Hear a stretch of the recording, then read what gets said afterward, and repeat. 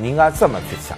俄国什么时候签订过一个协议，最后他守了信用？真正的最大受益者，我觉得俄国应该排第二，第一就是中国，伤害中国的啊！大家老说日本，俄国也不比日本差，这俄国也没少杀中国人。这个日俄战争期间，双方在中国东北都没少犯罪。所有这些主要国家里，对中国最好就是美国。不知道为什么网上的愤青天天骂美国，要跟俄国站一块去。到现在，美国对华人也是好到华人在这可以当部长，华人在这可以当州长，可以当参议员。大家看看俄国，一个华人在俄国如果能当成一街道办事处主任吗？华人在俄国备受歧视，备受凌辱。这个塞瓦斯托波尔大街是沿街全部这条街什么样？我给大家形容一下：男游客可以付80法郎，比看那个还便宜。就到那隔间里，那个坐在那儿，然后有人服务，我就不具体讲了啊。所以，凡是靠军事强权和大国政治操弄的这些都不长久，只有奋斗才能长久。今天要讲一讲，其实我一直跃跃欲试想给大家讲的这一个话题啊，我把它命名叫普京的克里米亚。我想讲到在我们这个世界上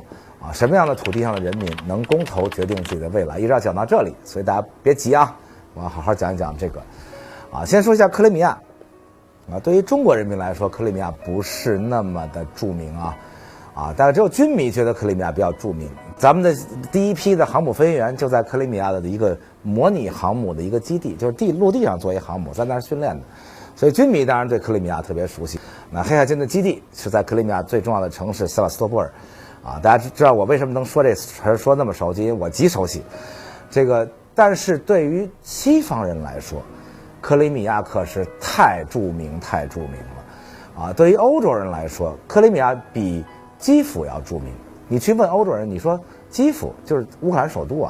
大家还都得想一下。但是你说克里米亚，你说塞瓦斯托波尔，大家都知道。巴黎有一条重要的大街就叫塞瓦斯托波尔大街。大家知道法国这么骄傲的国家没事闲的拿一俄国地名当街名干嘛？就是因为塞瓦斯托波尔是当时法国军工的最光荣的战役之一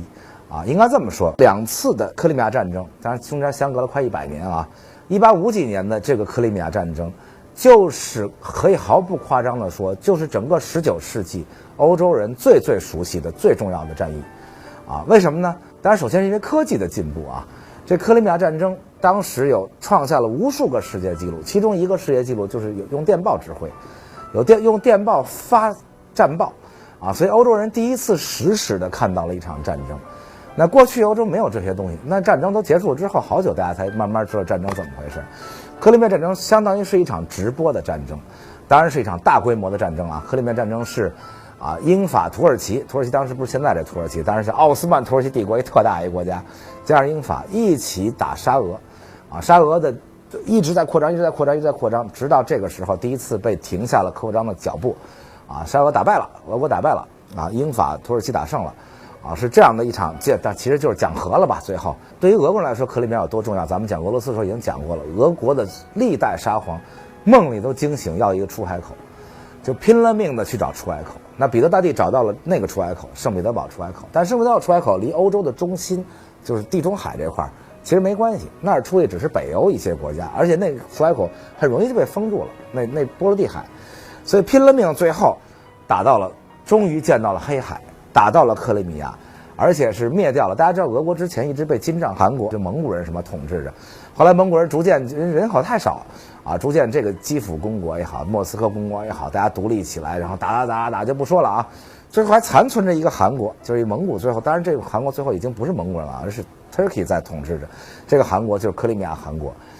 俄国灭掉克里米亚汗国，前出到黑海海滨，那是全体俄国人都要痛哭流涕的事儿。终于见到了地中海，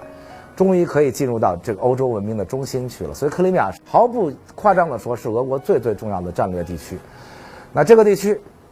对其他人也很重要那对奥斯曼土耳其也很重要，对这个英法也很重要。所以在这儿大战了一场是一场规模宏大的战争。这场战争诞生了大量的文学，克里米亚战争的文学诞生了大量克里米亚战争英雄包括这个大家知道这个 Red Line， 这后来就美国都有这个电影，这应该叫成语了已经。Red Line 的诞生也是在克里米亚战役中间英军创造的，就英军步兵对俄国的哥萨克骑兵的时候画了一条红线，就是绝不能过这条红线。最后哥萨克骑兵怎么冲锋，英军就挡住了，啊，英军的骑兵冲锋也变成了一个成语。那后来在英国的历史上，既然提起来克里米亚那些战争英雄，那英国人民耳熟能详，法国人民耳熟能详，因为法国那个时候是拿破仑打败了之后，法国垂头丧气之后，拿破仑的侄子又当了皇帝之后，法国第一次扬眉吐气。从1815年拿破仑完蛋以后，终于打赢了，产生了战争英雄，打败了沙俄。沙俄就是反对拿破仑的所谓的欧洲这些同盟的这个盟主。沙俄从欧洲盟主被法国又打败了，从盟主跌落下来，法国群情激昂，尤其是最后法军攻克塞瓦斯托波尔，啊，成为法国人民觉得最光荣的时刻，所以才把巴黎的一条大街命名为塞瓦斯托波尔大街。啊，这个大家去巴黎的游客啊，提醒大家一下，女游客不要去塞瓦斯托波尔大街，啊，男游客如果没有老婆的情况下可以去转一转。这个塞瓦斯托波尔大街是沿街全部是啊。那我有一些年没去这条大街了，我年轻的时候去过这条大街。那时候是这样的，那条街什么样？我给大家形容一下，珐琅时代，我去的时候还没用欧元呢。这边都是录像店，那种录像店啊，就是要花90法郎进去，很贵很贵的啊。有28个频道都放那种片子，然后其中有一个频道是你自己可以遥控的，其他都是自动循环放。然后每个小屋单独一个小屋给你在这里头一沙发，给你一卷纸放在里面。90法郎，对面是什么呢？全部一个一个店里的小格子，小的就像咱们那个买衣服那个试衣间一样，里就这么点一小格子，里边放着一个一个凳子。然后当然了，男游客可以付80法郎，比看那个还便宜。就到那隔间里，那个坐在那儿，然后有人服务，我就不具体讲了啊。有人来什么服务，反正就是在里坐着，啊，那个大概就这么一条街，叫塞瓦斯托波尔大街。啊，说明法国人是多么的重视这个事儿。在欧洲提到克里米亚，想到的就是战争英雄，想到的就是那个伟大的时代。克里米亚战争是第一次使用线膛枪的战争，就是第一次使用现代兵器吧。1850几年的时候，英法军开始使用线膛的来福枪，然后第一次使用电报指挥的战争，然后第一次使用铁路的战争。第一次有了战地救护的战争，大家知道著名的南丁格尔就是护士节啊，每年的护士节纪念南丁格尔。南丁格尔就是在克里米亚战场上第一次护理伤员，护士这个专业才有，所以护士节南丁格尔就是克里米亚战争诞生的。克里米亚战争是全世界第一场有照片的战争，那个正好摄影术刚发明，可克里米亚战争爆发了，所以克里米亚战争是欧洲人第一次看到照片说啊，原来战争是这样的，所以。由此也诞生了战地记者，就第一批战地记者，世界有史以来是克里米亚战争的战地记者，啊，第一批蒸汽战舰是在克里米亚战场上出现的，啊，在这克里米亚战场上出现了那种英勇的海军战舰列队跟塞瓦斯托波尔要塞对射的这个壮烈的画面，所以后来还形成了一个海军的原则，就是说舰队永远不能对要塞，就是因为英法舰队付出了惨重代价，英法的全体当时全世界最先进的蒸汽的战列舰。列成一队，对着塞瓦斯托波尔要塞轰，然后俄国所有大炮对着海上轰，结果把海上的英法舰队打得非常惨重，啊，所以第一次蒸汽战舰，第一次法军的总攻塞瓦斯托波尔，塞瓦斯托波尔是一个很大的要塞啊，一会儿讲德军进攻的时候，二战的时候，法军最后总攻塞瓦斯托波尔，已经不能像过去古代战争说挥旗子大家一起就进攻了，是在规模宏大的战场上，世界历史上第一次所有将领对手表，大家先对表，说现在是3点整。啊，咱们今天晚上8点钟开始总攻，大家全体对表，以这种方式从四面八方开始总攻塞瓦斯托波尔，也是世界战争史上第一次，啊，所以他创下了大量的战争史的第一次。还有天气预报图也是，过去战争中天气预报只能找老农问问，说，哎，明儿下不下雨，看看天，或者诸葛亮那儿吹一坛子，那儿借东风。真正的科学的把天气引入，然后有天气图附在地图上。所有的这些基本上应该这么说，克里米亚战争奠定了现代战争的雏形。克里米亚战争是人类历史上第一场现代化战争，啊，南北战争正好是几年之后了，那是第二场。克里米亚战争是奠定了世界现代战争史的大量的东西跟格局，还包括散兵线什么的，就不跟大家来细讲了啊。所以因为这个克里米亚战争，所以在英国、在法国、在俄国有大量克里米亚战争英雄啊，坚守塞瓦斯托波尔的等等，尤其是哥萨克骑兵等等等等，都不但载入史册，而且被写入各种文学作品，而且被搬上各种各样的舞台等等等。所以克里米亚、塞瓦斯托波尔这个在西方人中间是极为熟悉。所以大家要看新闻中，首先要知道这不是车臣，这地方不是科索沃，这地方是克里米亚，这是塞瓦斯托波尔，是在巴黎有一条宽阔大街以它命名的。所以西方人当然觉得这东西很重要，再加上它的战略地位确实重要。战略地位它不是车臣给包在俄国里，也不是巴尔干半岛上一科索沃，这是直接面对黑海的最大的前进基地。有了克里米亚，黑海舰队有了基地；没有克里米亚，要租乌克兰的基地。啊，乌克兰现在只收1亿美金，乌克兰要不高兴可以收10亿美金，也可以不给你这基地。啊，最后就跟原来还租过我们大连呢，大连旅顺原来也租给苏联当基地，我们可以收回来啊。最后我们就收回来了。那所以这个租用的基地永远是不靠谱的。所以战略地位、军工的地位，啊，包括我们进口的大量的乌克兰的武器的生产，都是在克里米亚进行的。所以这个地方战略地位是极为重要。所以克里米亚这件事儿远远没完。我今天讲并不是说这热点过去了，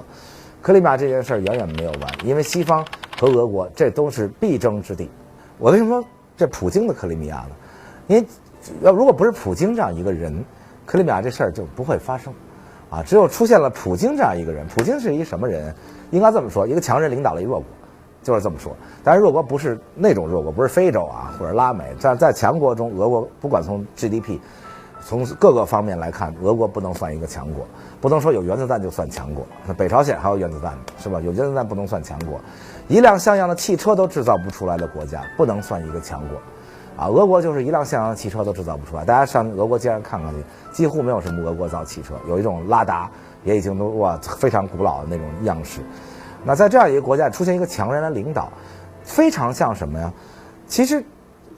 1战和2战时期的德国也不是最强国，啊，2战之前德国也没有美国强，也没有苏联强，只是刚刚超过英法，而英法的1战都打烂了，都没落帝国，那它跟美国、苏联还是有很大差距的。但是由强人领导。他就要去苏台德，说这地儿都是德国人，这是我的地儿，从捷克给我割出来。他就要吞并奥地利，说奥地利都是德国人，这我们原来神圣罗马帝国的地儿，我要回来。他就能出兵莱茵区，啊，日本当时也不是个最强国，2战前，啊，大家看那2战前的电影，日本还骚丝的在那儿，但是由强人领导，他就敢于冒险去做这事儿。所以普京敢于冒险，当然普京觉得自己太有理了。说实在的，克里米亚这个理，比当年吞并什么苏台德地区等等等等，当然确实要有理的多。因为什么呢？苏台德地区压根儿就是本来就是奥地利的奥匈帝国的地区，只是奥匈帝国分裂了以后，1战以后奥匈帝国被肢解了，这圣日耳曼条约里签的，成立一个叫捷克斯洛伐克的国家，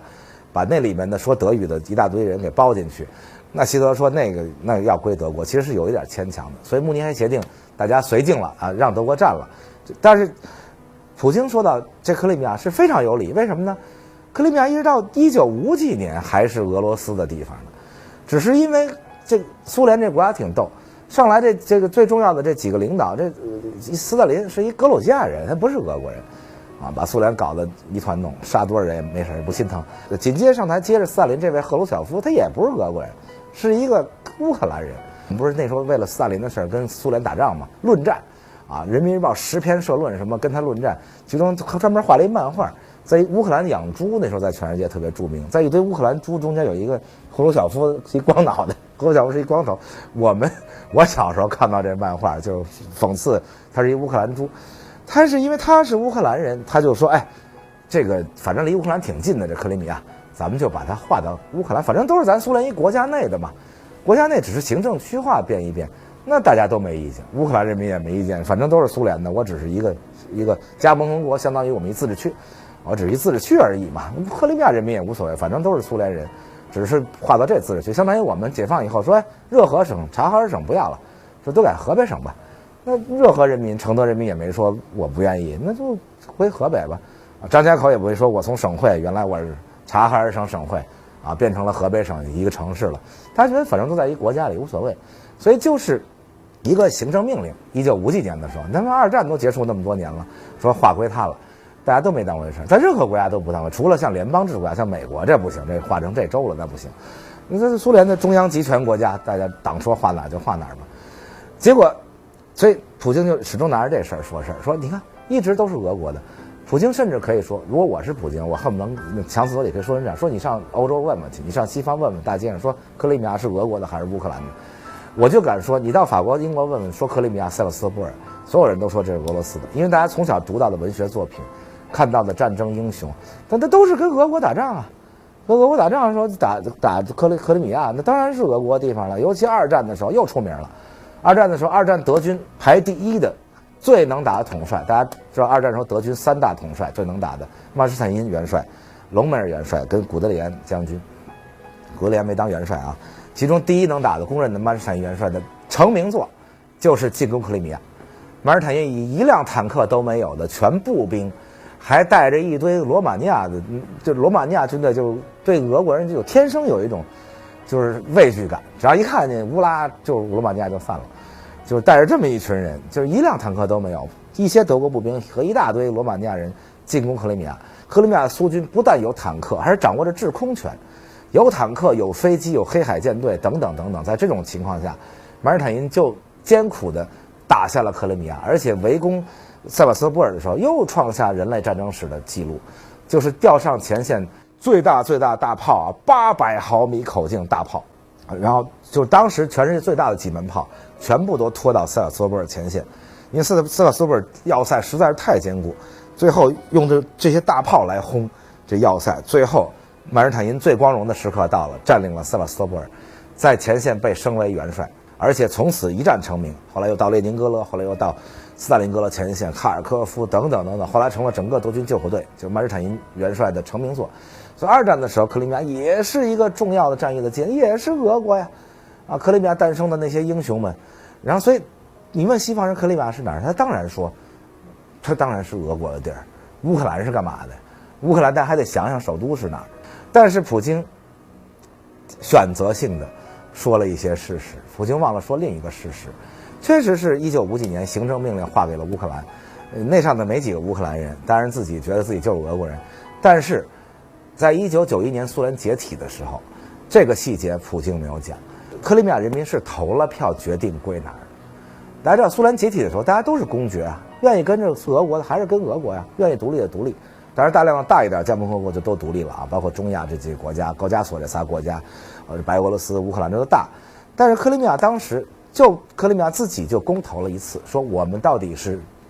回俄罗斯，还是跟着乌克兰去独立？结果人克里米亚公投是54%的多数决定是跟乌克兰走。所以1991年这次公投，普京在国会里没有提到，啊，俄国在任何地方没有提到这问题，我觉得这是不公平的。啊，你只提当时克里米亚走的时候，你没有提最后是克里米亚人民自己决定跟了乌克兰。1991年那次公投，而且我觉得那次公投是无论如何从国际法来说，从基本的法理来说都是合理的，就是一个大国分裂。一个大国分裂的时候，局势未定，我并没有长期，因为苏联是没有了嘛，所以大家公投跟谁？就像我给大家粗粗聊过，以后还要细聊德国统一。德国统一怎么统一呢？非常智慧，也是解散东德。德国统一并不是西德吞并了东德，也不是两德合并，而是非常智慧的解散了东德。东德解散没有中央政府了，东德的5个州，东德是由5个州组成的，各自公投愿不愿意加入德意志联邦共和国，咱就不叫西德了啊，因为西德原来名字就叫德意志联邦共和国。所以东德的5个州分别公投，都说我愿意加入。所以德国是这么统一的，就是一个国家解散了，然后这国家里的人民自己来决定一下到底跟谁。这个无论如何从法理上都是说得通的。所以苏联解散的时候，全苏联人民公投，克里米亚人民公投决定跟着乌克兰，这个是在法理上是非常非常难以颠破的一个。你用什么道理去讲说怎么推翻它？你再次公投，这个事儿就很难说了。再次公投，这个国家已经20多年了在一起，是吧？就是很多国家都是这样的，说当时你归了我，那最后咱们在一起这么多年了，如果在一起很多年的国家里的一部分人民或者地区，随时就可以决定我再公投一次跟不跟你。那在国际上大部分的实践中，都是要去问问大家同不同意。大家知道最重要的就是这苏格兰9月要投票，苏格兰要投票独立，是苏格兰这个党要独立的这个民族党，经过不懈的议会的斗争，最后选举成了大多数，成了 super majority， 成最大多数在苏格兰议会里。最后他们掌握着苏格兰议会来跟全英国的议会谈判，说你同不同意我公投独立？你不同意，那我要这，我要跟你闹。你同意，我就公投，公投我当然听人民的，人民决定留在英国就在。最后英国议会同意了，所以苏格兰公投是完全合法合理，因为英国议会是同意你去公投。那最后英国只能怎么办呢？大家都看到卡梅伦首相那个感人肺腑、催人奶下的那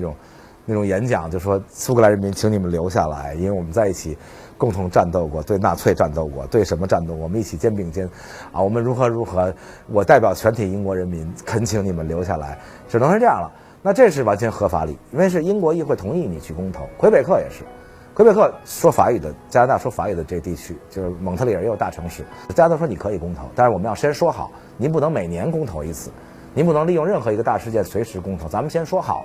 多少年公投一次，每一次公投说啊你没独立，最后那咱们就别明年再投，咱们隔比如说20年还是15年，咱先讲好，到时候再公投。魁北克可能要公投了，我觉得这个都是合理的，就大家都同意。啊，就是要分家嘛，大家都还觉得行，那咱们就来，啊，但是也有不同意的，那国际上也没办法，就比如说巴塞罗那，这个所有球迷都知道啊，为什么这国家德比时候两队打得那么厉害，就是因为巴塞罗那这加泰罗尼亚地区要独立，但是加泰罗尼亚地区是西班牙最发达的地区，大家想想，巴塞罗那92年就办了奥运会了，马德里到现在了，连续4届申办都失败了，马德里远没有巴塞罗那发达。这个程度比上海、北京要差得大得多啊，不是那么简单。但是加泰罗尼亚地区要独立，要公投，自己要公投，西班牙就不同意。西班牙就不同意的情况下，加泰罗尼亚地区的公投，就全世界都不能承认，因为这国家可在一起太久了。说实在的，这国家经历过各种各样的历史，他们一直都在一起，啊，包括大家最著名的，包括国际纵队去什么啊，共产政府上台保卫马德里等等等，也是先占领了巴塞罗那，叛军。弗朗哥先占领巴塞罗那，最后进军马德里，所以这个全世界一提到巴塞罗那，首先想到这是西班牙的地方，这不是叫加泰罗尼亚地方。只有比较了解历史地理的人才说，哦，这是加泰罗尼亚，或者球迷啊。实际上，这个世界是没法立法的，这个世界不能，因为它世界没有强制能力，什么人才能立法？我不但有立法，还有执法，这才叫法律。法律叫我能执法，你不听我能执行。那这个国际是没办法立这种法，说我们立一个法，什么样的人可以公投，决定自己独立。什么样人不行？那我不听怎么办呀？你怎么执法呀？国际难道有国际军队吗？国际那很难很难。对一些小国家还可以说咱出动点联合国，什么这那。对这么大的国家，什么西班牙、俄罗斯这些，基本上都不行。哪怕对南联盟，那最后都得拼了，全团结起来，说科索沃这要他独立。这个事儿是普京抓的最准的一个事儿，就是说，我就跟科索沃比，科索沃也是阿尔巴尼亚人啊。在塞尔维亚里面，他就要独立，为什么你们都支持？你们支持科索沃公投，然后人家塞尔维亚不同意公投，你还去轰炸人家去，然后南联盟当然那轰炸不光是这一个原因了啊，这意识形态各方面原因都有，当然还炸了咱大使馆，就为这事儿你狂轰滥炸，最后就逼着说科索沃必须公投独立，然后科索沃一公投说独立，立刻你们西方国家都承认，除了西班牙，就刚才正好把西班牙说了，西班牙不敢承认科索沃独立。因为西班牙一说科索沃，我同意科索沃这事儿，那立刻加泰罗尼亚就说了，那我也公投，所以西班牙只能背着，就跟所有大哥说，美国大哥、英国大哥、法国大哥，对不起大家，你们都去承认科索沃，我不能承认，我这旁边这有麻筋儿，罗马尼亚也不能啊，罗马尼亚也麻筋儿，这不吸血鬼这传斯法尼产吸血鬼这地儿，他只要公投，那时候那我也公投，我推罗马尼亚，所以罗马尼亚也没承认科索沃。啊，其他的就没这些问题的啊。英国说我承认，因为苏格兰我同意啊，我宽宏大量，我大英帝国那么多地儿都没了，我都不在乎，再多一个苏格兰没了也无所谓，啊，各个国家都有麻筋儿。法国说我没麻筋儿啊，而法国最后法国是很少出现，就是全国人民公投同意阿尔及利亚独立，就法国这个事儿啊，给未来要公投的、想公投的或者想奋斗的这些民族。一个特别好的一个先例，就是说阿尔及利亚不能自己公投，啊，就跟这苏格兰一样，就是你要得我同意怎么办？那法国全国人民公投说许不许阿尔及利亚独立，最后法国人民公投等于是做2个选择，要么你公投允许他独立，要么你就参军。大家说得很清楚，阿尔及利亚就跟你拼，就跟你干，就跟你血战到底。那最后你要想不让我独立，你就都来参军。所以法国人民投票的时候非常慎重，想到说我这一票如果投不允许他独立，那我就得征兵啊。你不独立怎么办？那就征兵参军。大家一想，哟，得了，您还是独立吧。所以，法国全国人民公投同意阿尔及利亚独立，就是奋斗来的啊。所有这些事儿，换句话说，大家看看历史，奋斗来的独立，通常都能长久，保持的比较长久。因为我不是恩赐的，不是赏来的。说您赏我一独立，您明儿不高兴了，我又回去了，啊，说或者说大国强权之间的这种划分，说这今儿归我，那明儿我弱了呢，马上就归他。是吧？那俄国跟土耳其之间那么广阔的疆域，原来都是奥斯曼土耳其的，啊，包括现在的什么亚美尼亚什么，这都是奥斯曼土耳其的，土耳其还搞过大屠杀呢。那最后我强势都归我，那明儿你再弱了呢，他又独立了。你看像亚美尼亚又独立了，所以凡是靠军事强权和大国政治操弄的这些都不长久，只有奋斗才能长久。其实我觉得非常有意思的，跟大家在下一期聊聊，其实预示着未来国际秩序的新的变化，就是哪些国家在抱团，哪些国家还在支持美国，哪些国家在支持俄罗斯，哪些国家准备自己搞一搞啊！我觉得这个非常值得跟大家聊，所以下一期我们继续聊这个普京的克里米亚。好，感谢大家，下面继续讲克里米亚。在这一次这个克里米亚的事件中，我觉得我自己非常想说，当然咱也没这资格说表扬人家啊，但是我想说很敬佩的就是德国。为什么呢？因为只要是一个稍微疯狂一点的人，或者叫爱国热血高的人，或者叫容易沸腾的人，只要是当德国的领导，一定会支持俄国吞并克里米亚。为什么呢？因为德国是最多领土在外面的，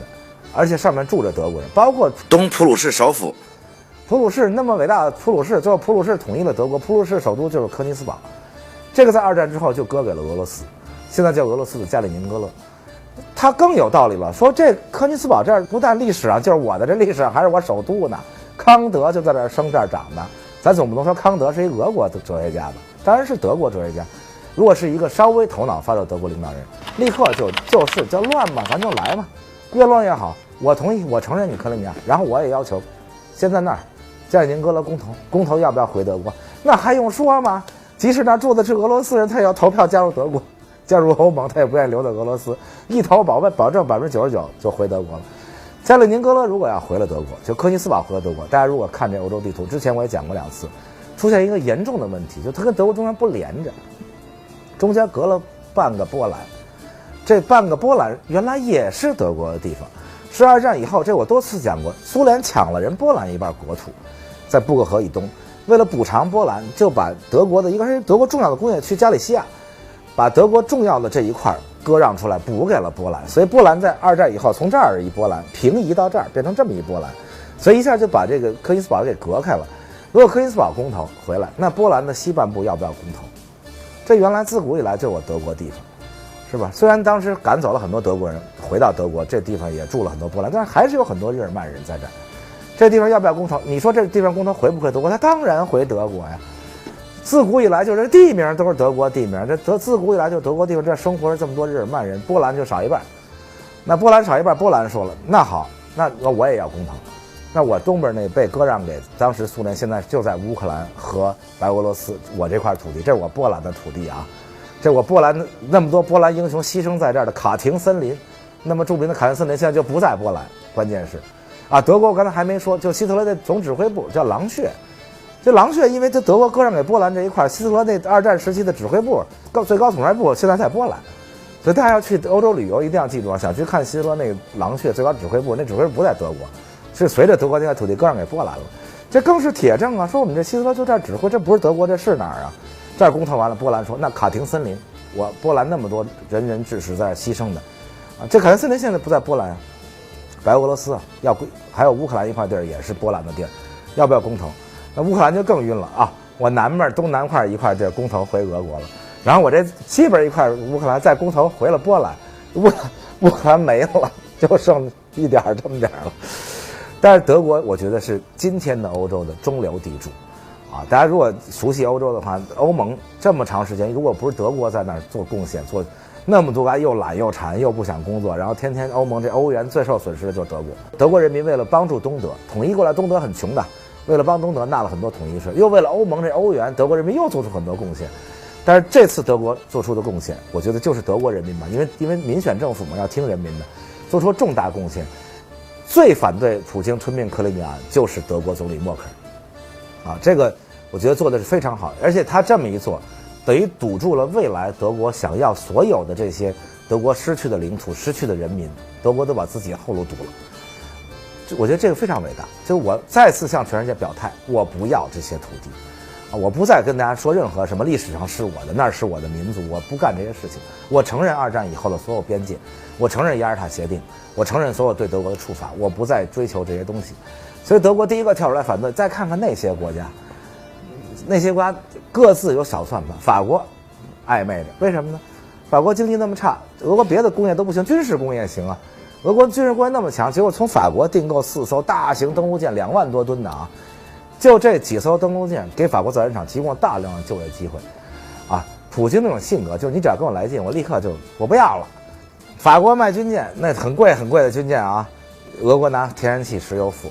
欧洲其他国家也不敢太闹，为什么呀？您这烧煤气，这煤气从哪儿来的呀？俄国来的，石油、煤气，大量的这东西。所以我觉得这个日期也挺有意思。这俄国，如果我是俄国，当然就是这么一说啊，我就要是如果坏点，我秋天占领克里米亚，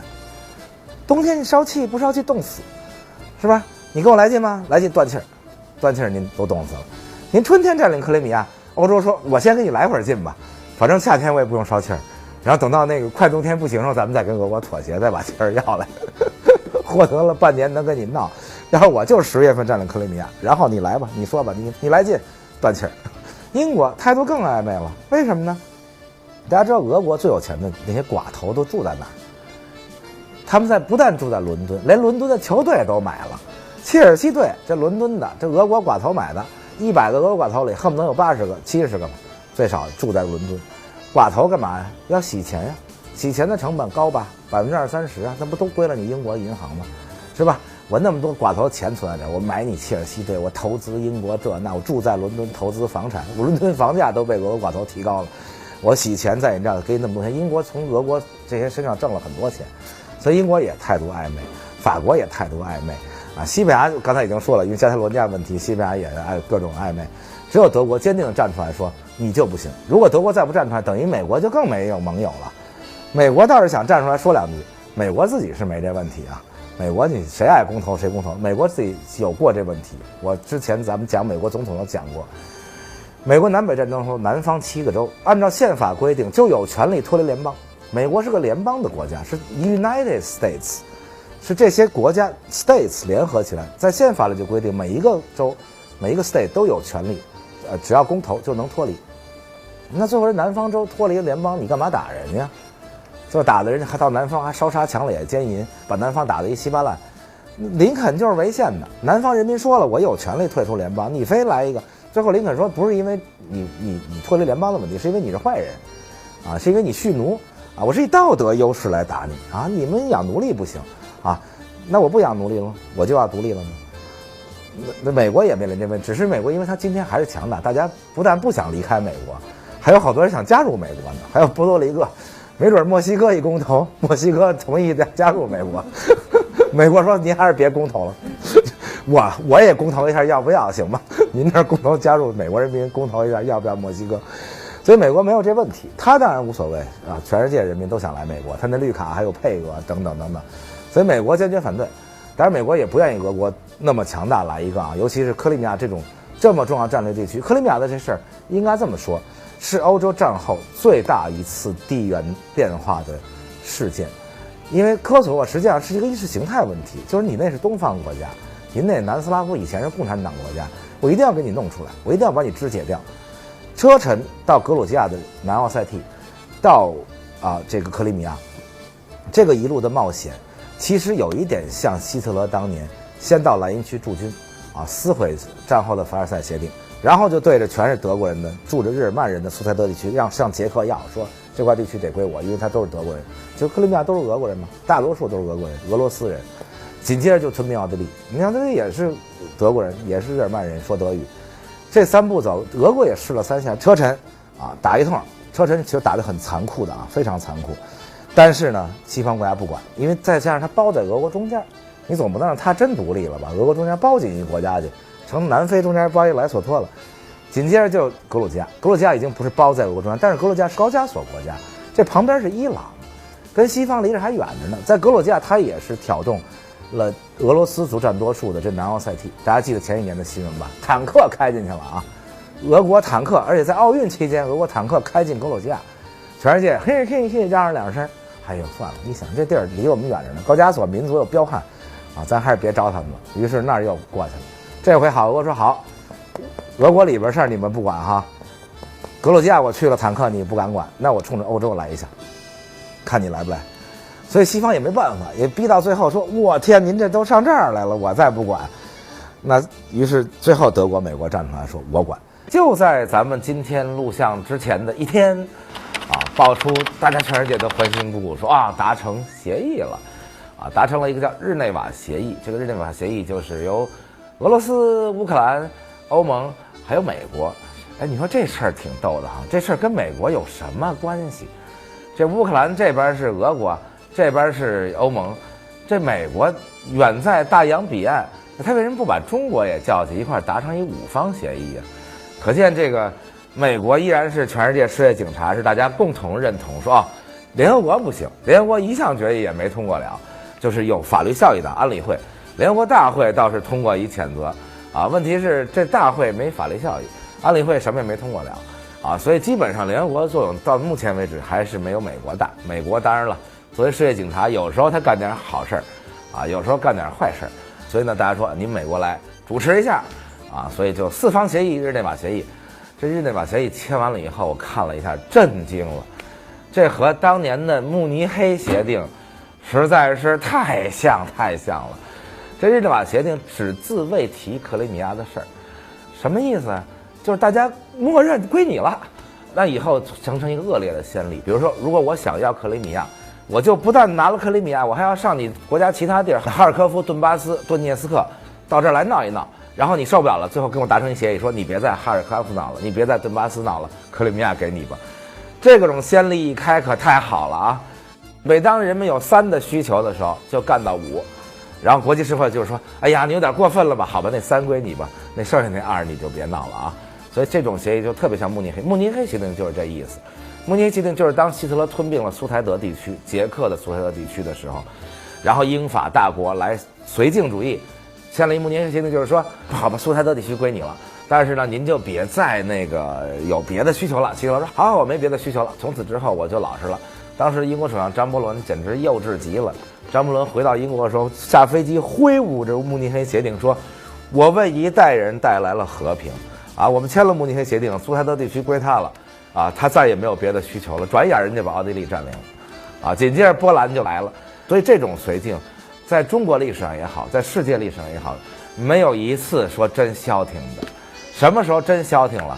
叫兵临城下，你再往前一步我就开炮，这就才叫真消停了。大家看看世界的历史上，有没有一次说咱签一协定我就消停了？这跟慕尼黑协定多像西方全都不提克里米亚的事儿，就默认归你了。然后说，请在乌克兰其他地方的非正规武装解除武装。这个俄国完全完胜。第一，克里米亚装兜里了，有协议大家都不提了，这就全世界，我美国、欧盟都不提了，你们还提什么呀？这克里米亚已经落袋。紧接着，什么叫乌克兰的其他的非正规武装解除协议？那可不光是亲俄的那些武装，大家知道，在乌克兰东部这些亲俄的占领了什么哈尔科夫哈尔科夫可是重要城市上次讲到曼施坦因元帅的另外一个杰作，就是斯大林格勒战役之后的哈尔科夫战役，大败了当时刚打胜了斯大林格勒战役准备直驱罗马尼亚的苏军，这就是哈尔科夫。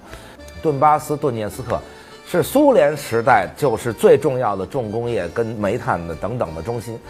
也是乌克兰经济最发达的地方。这都是亲俄的一帮亲俄武装。这乌克兰最发达地区都是亲俄的，因为是苏联时期的规划。苏联时期也有发改委这发改委就说咱们把重工业都建那儿去吧，就哈尔科夫坦克厂什么重工业都在那儿顿涅斯克有煤炭，那咱们就把其他的重工业、电力什么全都建那儿去。这是人当年苏联时代计划经济时代就这么计划，都在那儿所以这些地方都亲俄。这些地方如果再走了，这乌克兰就没了。但是乌克兰领土上可不只是亲俄的武装，大家知道这乌克兰政府怎么给推翻的吗？这乌克兰政府就是说，我不想加入欧盟，因为有俄国在后头说你不许加入欧盟你加入欧盟我就那什么你是我势力范围不行，拒绝签署加入欧盟，导致西方反动势力，咱就开玩笑其实就是 CIA 在全世界都有强大力量。第一股民兵在这乌克兰出来的不是亲俄的，是亲西方的，是西方在后头给了点什么这那的，然后起来推翻了这亲俄的总统，把这亲总统现在这哥们还在俄国待着呢，流亡着呢，正准备说我回乌克兰率领游击队夺回我还是合法总统。这最重要的这支武装不是亲俄的，这是亲西方的，甚至有可能就是西方在后面按照西方尤其是 CIA 一贯的做事传统，我们都可以认为这就是 CIA 在后边鼓动的。于是这支武装也要解除，那大家一起解除，那俄国完胜，就是该有的已经有了，剩下的事儿你，而且我随时随地还可以说你没解除，我随时随地，希特勒怎么侵略的波兰，也是找几个死刑犯。假装被波兰人打死了，说你看波兰人打死了我们德国人，这还了得？不行，必须得进攻波兰。你想干这事儿特容易，你看你可以找几个人化妆成亲西方的游击队，是吧？占领一大楼，啪啪打死几个说俄语的，马上就可以出兵了，立刻就出兵乌克兰。说好，乌克兰，我说了啊，我们亲俄的民兵都解除了，您这亲西方民兵打死我们人，这谁知道谁是谁啊？这派几个人那化妆成那个，这种手段，就在咱别说中国啊，什么全世界其他地儿，就在俄国就发生过无数次。俄国想干事儿，这太容易。想出点，俄国曾经出兵过捷克斯洛伐克，曾出兵过匈牙利，出兵过波兰，就所有的就周边的这些国家，他想去搞的时候，他有的是办法搞这事。苏联还曾经策动过外蒙古独立，外蒙古独立就是在苏联策动下举行的公投。啊，最后公投完了以后说我们那么就恨不能也是100%，每次你只要有大国在旁边拿着枪待着，这公投必是99%，啊，说99%人公投我们那什么就独立了。那这苏联想干这种事儿，俄国想干这种事儿，如果是换一别的国家，比如说这事儿换一中国，啊，大家来跟中国签一协议，尼布楚条约，中国真没越雷池一步，中国没什么野心，中国是儒家这个出身，啊，最多就是嚷嚷两声，说啊你怎么回事？你这中国就是嘴有点碎。对，但是真说抡起拳头就干中国这事儿还是挺少，啊，就很偶尔的干过一下印度，很偶尔的干了一下越南，啊，这咱们讲过了啊，打就自己手上还流点血，这个基本上没什么先例，所以大家其实可以相信中国。但是俄国从沙俄开始到苏联到今天的俄国就没有一次守信用的，你应该这么去抢。俄国什么时候签订过一个协议，最后他守了信用，啊，一战之后的协议。咱们讲过啊，没守信用，本来割让那么多土地给德国，趁着人德国战败又抢回来了，啊，革命以后说还给中国上百万平方公里土地，1寸也没还给中国，不但没还给中国，还又抢走台湾的五粮海17万平方公里土地。苏联什么时候，包括俄国什么时候遵守过协议？但是西方依然说，哎呦，太高兴了，我们又换取了一代人的和平。你看啊，挥舞着，这回不是慕尼黑协定，是日内瓦协定，说太好了，太好了，俄国没有别的野心了，他只要克里米亚，克里米亚给他就老实了。日内瓦协议唯一比慕尼黑协定稍微进步一点的，就是慕尼黑协定签订的时候，捷克斯洛伐克那代表在外边坐着呢，就是你都没权利进去参加谈判，就是英法跟德国谈的是捷克斯洛伐克这块土地，苏台德。这回乌克兰代表还允许参加了，唯一就这点进步，但是历史真是惊人的相像。好，联合国大会啊，说安理会俄国是5大国只有1票否决权，当然中国也有啊，这本身就是国际秩序的强权政治。凭什么这5大国就有1票否决权，别的国家就轮流来当安理会会员？这联合国这个设计本身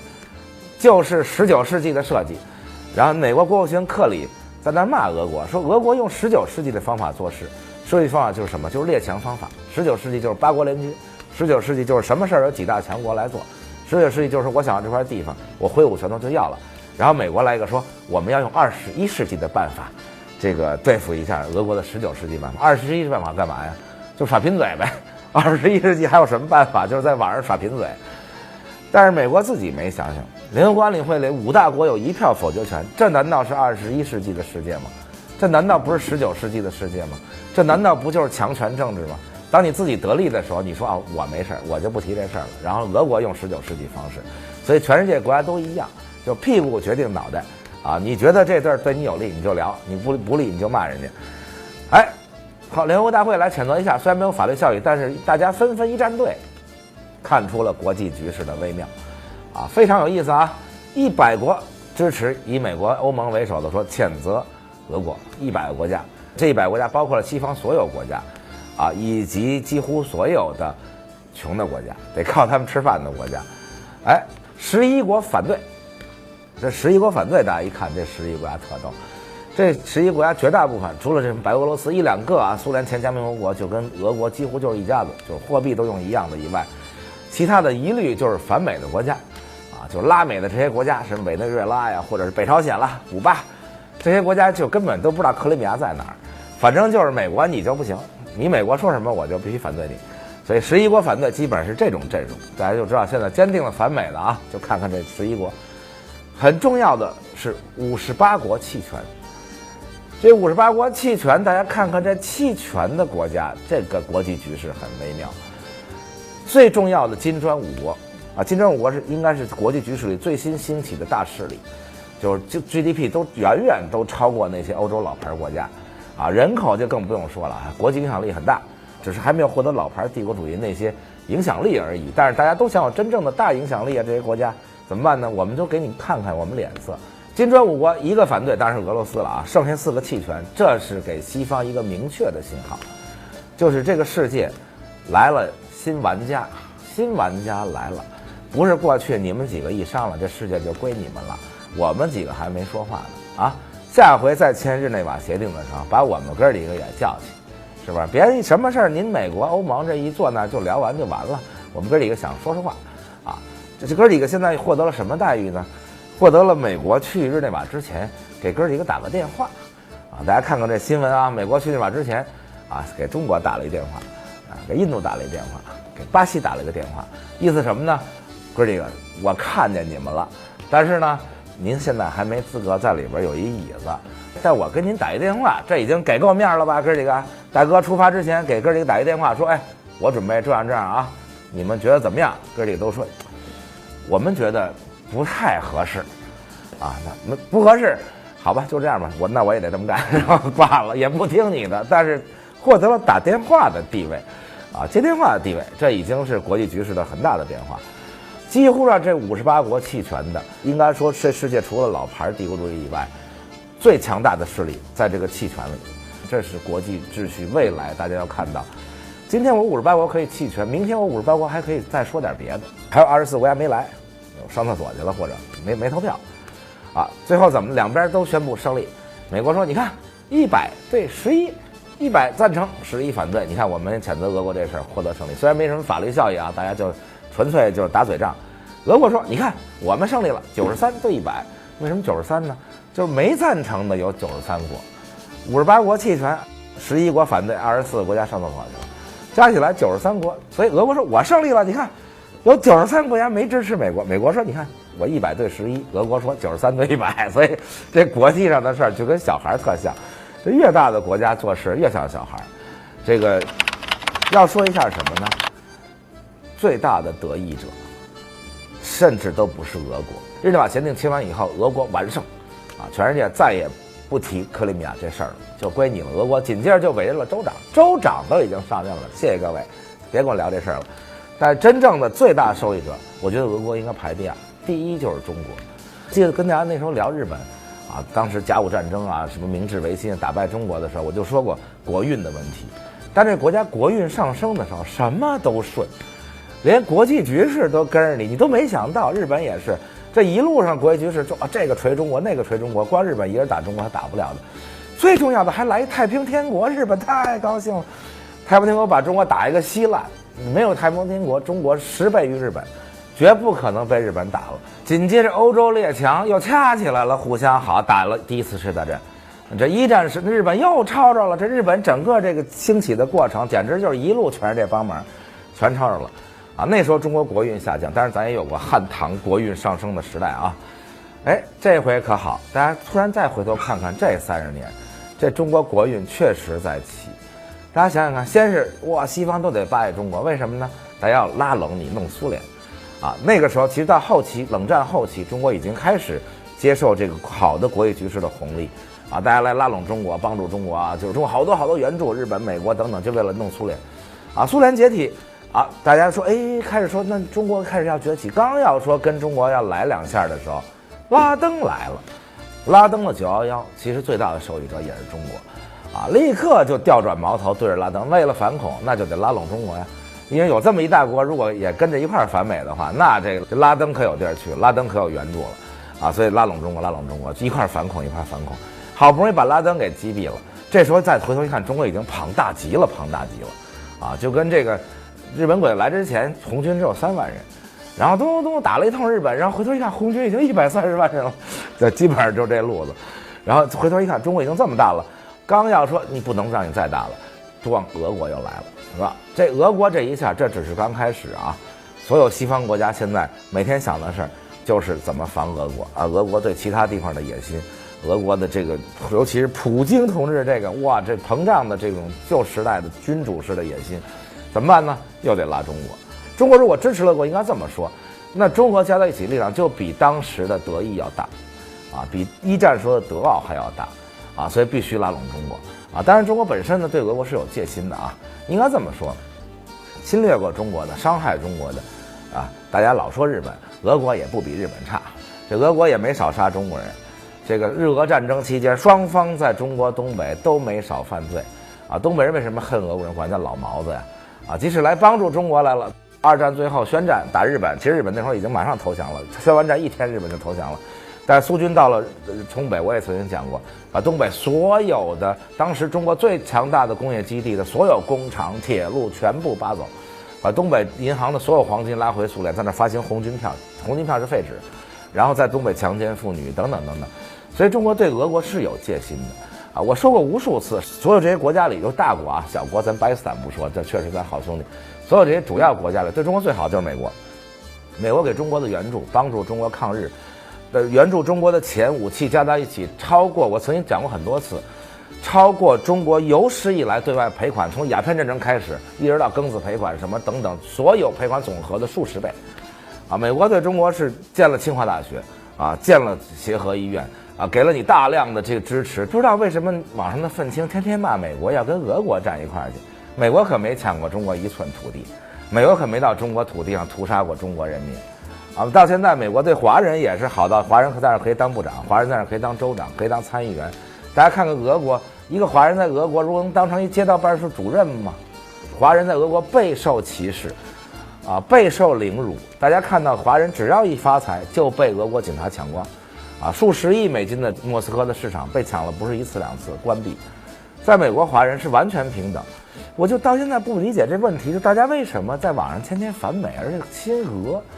愤青可以亲俄啊，但是整个中国成熟的人们对俄国是有戒心的，啊，所以我们当然是要打这张牌，就说，哎，你不那什么，我要跟俄国好了啊，你再不怎么着，我就支持俄国。我们随随便便一打牌，这事儿就齐了。从拉登死以后，我们正在找这事儿，说谁再去挡前面当挡箭牌去，挡西方的子弹去，哎，俄国又冲上去了，前赴后继替我们挡着，我们就赶紧发展，赶紧发展。